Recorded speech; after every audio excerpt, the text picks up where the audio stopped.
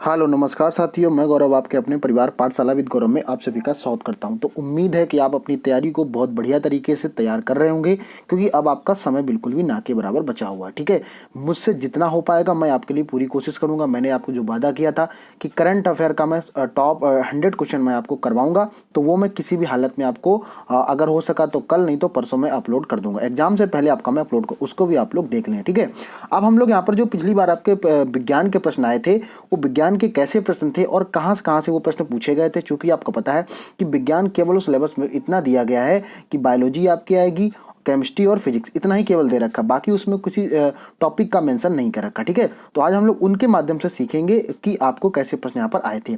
ठीक, आगे बढ़ने से पहले जिन साथियों ने अभी तक हमारे चैनल को सब्सक्राइब नहीं किया है, तो चैनल को आप लोग सब्सक्राइब कर लें, बेल आइकन को प्रेस कर लें, जिससे कि इसी तरीके की आपको फ्री क्लासेस इस चैनल के माध्यम से मिलती रहे। तो क्लास को हम लोग करते हैं शुरू, और ये मान के चली गया कि आपको कुछ ना कुछ इस क्लास से सीखने को जरूर मिलेगा। ठीक, अगर आपको क्लास को अच्छा लगे तो क्लास को आप लाइक शेयर कर सकते हैं। चलिए, तो यहाँ पर हम लोग पहले प्रश्न की आपसे बोलेंगे। पहला प्रश्न आपके सामने यहाँ पर क्या दिया गया है। पहला प्रश्न कह रहा है, आपसे प्रश्न पूछा गया है कि ठोस चालक में धारा भाग होते हैं। मतलब आपसे पूछ रहा है कि कोई भी एक कैसा है, सॉलिड कंडक्टर है। किसकी बात हो रही, सॉलिड कंडक्टर की बात हो रही है।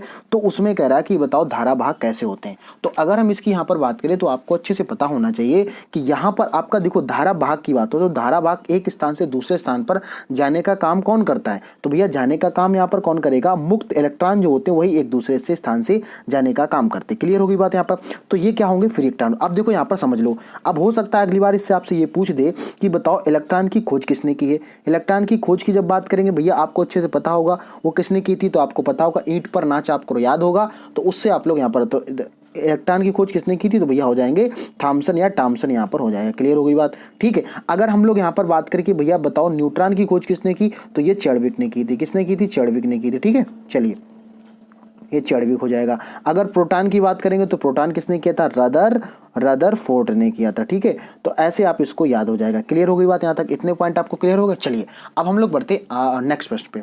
नेक्स्ट प्रश्न क्या दे रखा, कह रहा है प्रकाश वर्ष किसके मापन की इकाई है। देखो बहुत बेसिक्स आपका साइंस आई थी, ऐसा नहीं कि बहुत टफ ज्यादा आई थी। प्रकाश वर्ष किसके मापन की इकाई, आपको अच्छे से पता होगा कि यहाँ पर बात किसकी हो रही, प्रकाश वर्ष की होती है। और प्रकाश वर्ष जब कई बात होती है तो यहाँ पर ये किसका होता है, दूरी का मात्रक होता है प्रकाश वर्ष। आपको ऐसे याद रखना है, प्रकाश वर्ष किसका मात्रक होता है, तो दूरी का। यानी इसकी अगर हम लोग बात करें तो इसमें क्या नापी जाएगी, भाई दूरी नापी जाएगी। अगर प्रकाश वर्ष का आपका दे रखा तो जाहिर सी बात किसका होगा, दूरी का होगा। क्लियर होगी बात यहाँ पर। तो यहाँ पर आप क्या कह रहा है, देखो एक वर्ष में निर्वात में प्रकाश द्वारा चली गई दूरी, तो ये प्रकाश की बात करता है, ना कि ये बात, क्योंकि प्रकाश करेगा। अब यहाँ देखो ध्वनि दे रखा था। ठीक है, तो ऐसे क्या हो जाएगा, ये सी बी ऑप्शन गलत हो जाएगा, सी ऑप्शन सही राइट हो जाएगा। तो राइट कैसा माने, प्रकाश वर्ष की चली गई दूरी आपकी।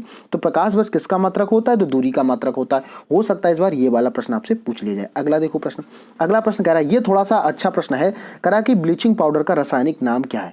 ब्लीचिंग पाउडर का रासायनिक नाम आपसे पूछ लिया है। तो यहाँ पर जब हम लोग बात करते हैं तो ब्लीचिंग पाउडर, देखो ब्लीचिंग पाउडर क्या है आपको थोड़ा सा पता होना चाहिए। आपको यहाँ पर अगर हम लोग बात करें तो वहां पर आपसे किस तरीके से प्रश्न पूछा, देखो ब्लीचिंग पाउडर की जब हम लोग बात करेंगे तो ब्लीचिंग पाउडर क्या हो जाएगा, कैल्शियम ऑक्सीक्लोराइड आपका ब्लीचिंग पाउडर हो जाएगा। क्लियर हो गई बात। तो यहाँ पर ऑप्शन नंबर बी आपका बिल्कुल राइट बन जाएगा।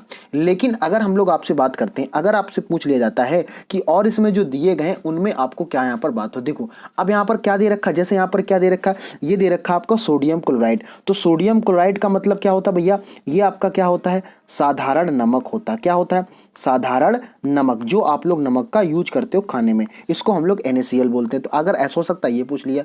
अगर यहाँ पर क्या दे रखे है, अया भाई सोडियम, अगर आपसे इस तरीके से पूछा जाता तो आपको हो जाएगा। क्लियर होगी। चलो अगला देखो यहाँ पर क्या दे रखा, अगले की हम लोग बात करेंगे। तो अगला आपका क्या है, हाँ ठीक है, क्लियर होगी बात। तो इस तरीके से आपको चीजें को याद रखना है। सोडियम क्लोराइड की बात तो क्या हो जाएगा, साधारण नमक, NaCl जिसको हम लोग बोलते हैं, तो ये आपका यहाँ से निकल के आ जाएगा। क्लियर होगी बात। तो ऐसे आपको याद रखना। कैल्शियम सल्फेट दे रखा है, तो भैया कैल्शियम सल्फेट की जब हम लोग बात करते हैं, कैल्शियम सल्फेट एक तरीके क्या होता है आपको पता होना चाहिए, जिप्सम होता है। क्या होता है, जिप्सम होता है। एक प्लास्टर ऑफ पेरिस होता है और एक आपका क्या होता है, जिप्सम होता है। क्लियर हो गई बात। तो ये जिप्सम का हो गया। और सोडियम बाइकार्बोनेट की जब हम लोग बात करते हैं तो यहाँ पर इसका सोडियम बाइकार्बोनेट आपका होता है, क्या होता है सोडियम बाइकार्बोनेट, तो ये होता है आपका खाने वाला सोडा। तो ये क्या हो जाएगा, ये हो जाएगा आपका खाने वाला सोडा। तो हो सकता है अगली बार आपसे ये प्रश्न पूछ ले कि खाने वाला सोडा यहाँ पर कौन सा हो जाएगा। ठीक है, तो ऐसे आपको खाने वाला सोडा याद रखना है। क्लियर है। चलिए पॉइंट क्लियर हो गया यहाँ तक? तो आप उम्मीद है आपको समझ में आ गया। ब्लीचिंग पाउडर की बात करेंगे तो CaCl2 हो जाए, कैल्शियम ऑक्सीलेट होगा, और अगर पूछ ले सोडियम क्लोराइड तो सारा नमक होगा। चलिए अगले प्रश्न की बात करेंगे। अब ये थोड़ा सा प्रश्न था, अच्छा प्रश्न था, लेकिन अगर आप चाहते तो इस प्रश्न को बहुत बेहतरीन ढंग से कर सकते थे। क्या दिया? 18% सोने खरे में सोने का प्रतिशत बताना था, मतलब 18 कैरेट में सोने में खरे सोने का प्रतिशत बताना। तो देखो ये तो पक्का हो गया कि जो परसेंटेज होगा भाई, आपको क्या बोला जाता है, आपको पता है कि जो प्योर गोल्ड होता है वो 24 कैरेट का गोल्ड होता है। यहाँ पर कितना दिया था? 18 कैरेट दिया था। तो ये तो पक्का हो गया कि आपका ही 100 वाला नहीं होने वाला। क्लियर होगी बात? अगर 100 नहीं होगा तो कैसे हमें पता करना पड़ेगा कि कितना होगा जाके। अच्छा बताना, यहाँ पर बात किसकी? टोटल हमारे पास कितना था? 18, और टोटल 18 था यहाँ पर और नहीं, यहाँ पर कितना? 18 का पूछा है और 24 हमारे पास, तो इसका 100 निकाल देते हैं। यहाँ पर कितना आसान था, कोई दिक्कत वाली बात, आपको पता है ये 6 से कटेगा, 6 18 और 6 चौको 24, तो ये कितना हो जाएगा? ये 25 हो जाएगा, और 25 यहाँ करोगे तो बराबर कितना आ जाएगा? 75, इसका राइट आंसर हो जाएगा। क्लियर हो गई बात? तो यहाँ पर थोड़ी सी कैलकुलेशन थी और उसको आपने यहाँ पर सॉल्व कर लिया होगा। तो ऐसे आप बेसिक प्रश्न आसानी से, भाई टोटल आपका कितना होता है? 24 कैरेट का होता है, और उसमें अगर 18 कैरेट का बताना तो ऐसे आप कर लो। ठीक, क्लियर हो गई बात? चलिए अगला देखें प्रश्न। अगला प्रश्न क्या कह रहा है? अगला प्रश्न कह रहा है कि संतरे में बहुतायत में क्या होता है। देखो बात अगर यहाँ पर की जाती है तो जितनी भी चीजें कैसी होती हैं, संतरे का अगर हम यहाँ पर टेस्ट की बात करें तो संतरा खाने में कैसा लगता है? आपको पता है खट्टा होता है। कैसा होता है बेटा? खट्टा होता है। तो जितनी भी चीजें खट्टी होती हैं, जितनी भी चीजें खट्टी होती हैं वो सभी आपकी क्या होती है? विटामिन सी उनमें पाई जाती है। क्लियर हो गई बात यहाँ पर? अब देखो विटामिन से रिलेटेड आपको एक चीज याद रखनी चाहिए, जैसे यहाँ पर विटामिन की बात हो रही तो जरा बताना विटामिन की कमी से कौन सा रोग होता है। तो यहाँ पर विटामिन की कमी से कौन सा रोग हो जाता है? भैया स्कर्वी रोग यहाँ पर हो जाता है। क्लियर हो गई बात? कौन सा? स्कर्वी रोग हो जाता है विटामिन सी की वजह से। क्लियर है? अगर आपसे ये पूछ लेता है कि बताओ विटामिन, अगर पूछ लेता है इसका रासायनिक नाम क्या है, तो रासायनिक नाम की हम लोग बात करते हैं तो भैया ये क्या हो जाता है? स्कार्विक एसिड हो जाएगा। क्या? स्कार्विक एसिड इसका रासायनिक नाम हो जाएगा। क्लियर हो गई बात? चलिए ये बात क्लियर हो गई। इतना आपको विटामिन से एक बार देख लेना अगर आपने रिवीजन नहीं किया। अब बात करते हैं विटामिन ए की। तो विटामिन ए की हम लोग बात करेंगे। आपको पता है विटामिन ए का रासायनिक नाम क्या हो जाएगा? तो आप क्या बताओगे कि सर यहाँ पर हो जाएगा रेटिनॉल हो जाएगा। क्लियर हो गई? ठीक है। अगर आपसे पूछ लेता है विटामिन ए की कमी से होने वाला रोग, तो रतौंधी बहुत फेमस है और वही आपको याद रखना है। क्लियर हो गई बात यहाँ तक? तो उम्मीद है आपको समझ में आ गया होगा। ठीक है, अब जरा आप लोग कमेंट करके बताओगे यहाँ पर कि विटामिन जो बी है यहाँ पर अगर बात करें तो इसका रासायनिक नाम क्या है और इसकी कमी से होने वाले रोग कौन कौन से यहाँ पर हो जाएंगे। क्लियर हो गई बात? तो विटामिन सी का आपको यहाँ पर बताना है। यहाँ पर जो आंसर बनेगा वो आपका आंसर बनेगा सी। ठीक, मतलब ऑप्शन ए बनेगा और विटामिन आपका सी राइट आंसर बन जाए। क्लियर हो गए? तो ये थे आपके फर्स्ट शिफ्ट के पेपर जो आपके प्रश्न के पीटी में आए हुए थे। अगला देखो बेटा, यहाँ पर अगला हम लोग बात करेंगे सेकंड शिफ्ट में जो आपके प्रश्न आए थे वो थोड़े से कैसे प्रश्न आए थे। देखो अब यहाँ पर क्या बोल रहा है, कह रहा बिजली का प्रवाह सर्किट में कब होता है। देखो वहां पर किस तरीके से प्रश्न पूछा था, इलेक्ट्रॉन का पूछा था, लेकिन यहाँ पर उसी बात को कैसे यहाँ पर पूछ लिया गया। क्लियर हो गई बात? तो यहाँ पर देखो क्या है बेटा, आपको पता होना चाहिए, अगर नहीं पता है तो जान लो। देखो इससे किससे रिलेटेड, मतलब ये भी तो बात उसी की हो रही है। अगर हम यहाँ पर देखें तो ये भी इलेक्ट्रॉन की बात हो रही है, कहीं ना कहीं इलेक्ट्रॉन की बात हो रही है। तो इसमें प्रश्न क्या दिया का जरा बताओ। प्रश्न आपसे ऐसे पूछ लिया कि बताओ बिजली का प्रवाह सर्किट में कब होता है। कब का मतलब समझ रहे हो? कब का मतलब क्या होगा? यहां पर अगर हम बात करें तो देखो यहां पर आपको पता ना बिल्कुल सर्किट, जब स्विच कैसा होगा बंद होगा, स्विच कैसा होगा बंद होगा तब इसका। लेकिन अगर हम आयोग की बात करें तो इसने सभी को कॉमन नंबर दिया था। बिजली का प्रवाह जो होता है सर्किट में स्विच बंद होने पर होता है। कब होता है? सर्किट में बंद होने पर होता है। तो इसका आंसर क्या बन जाएगा? बी बिल्कुल राइट बनेगा। ठीक है, ये आंसर आयोग ने गलत दिया था तो इसलिए इसका सभी को कॉमन नंबर मिला था। चलिए अगला देखें। अगला कह रहा है क्वेश्चन नंबर 27, प्रतिरोध का एसआई मात्रक एसआई में क्या होगा। मतलब आपसे पूछ रहा है यहाँ पर यूनिट पूछ ली यहाँ पर, तो कैसे बताओगे जरा बताओ। आपसे प्रतिरोध पूछ रहा है, प्रतिरोध का मतलब अगर हम यहाँ पर बात करें तो आपको अच्छे से पता होगा, यानी कि रेजिस्टेंस की बात कर रहा है। किसकी? रेजिस्टेंस की बात कर रहा है। तो क्या होगा इसका बताओ, कमेंट करके सभी लोग बताएंगे। चलो यहाँ पर देख लेंगे हम लोग। तो यहाँ पर हम लोग बात करेंगे तो भैया क्या होता है, ओम आपका होगा। अगर प्रतिरोध की बात करेगा तो ओम हो जाएगा। क्लियर हो गई बात? चलिए अगला हम लोग देखेंगे। जैसे यहाँ पर क्या दे रखा है, एम्पियर दे रखा है। एम्पियर की हम लोग जब बात करेंगे तो बताओ किसका होता है, ये आपका होता है विद्युत धारा का। किसका होगा बेटा? ये होगा विद्युत धारा का। ठीक है, चलो एक क्लियर हो गया। अगर बोल्ट की बात करेंगे तो बोल्ट बताओ किसका हो जाएगा, तो बोल्ट भी आपको याद होना चाहिए। बोल्ट किसका होता है? ये होता है विद्युत विभव का। किसका? विद्युत विभव का होता है। क्लियर है? ये आपको एक्सप्लेनेशन जरूरी है क्योंकि अगर एक्सप्लेनेशन अब याद हो गया तो आपको दिक्कत नहीं। अब बात करते हैं फैराडे की। फैराडे जो होता है ये विद्युत धारिता का होता है। किसका होता है?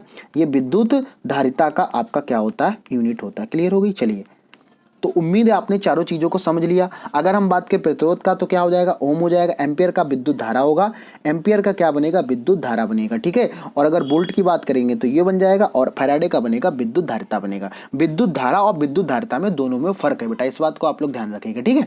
चलिए अगले प्रश्न को हम लोग देखें। अगला प्रश्न क्या कह रहा है, अगला प्रश्न आपसे बोल रहा है कि नींबू का खट्टा स्वाद इनमें से किसकी उपस्थिति के कारण होता है। अब देखो यहाँ पर अगर हम बात करें बेटा, वहां पर खट्टे से आपसे क्या पूछा था, विटामिन सी पूछा था। यहाँ पर आपसे पूछ रहा है नींबू का खट्टा इनमें से किसकी उपस्थिति के कारण होता है।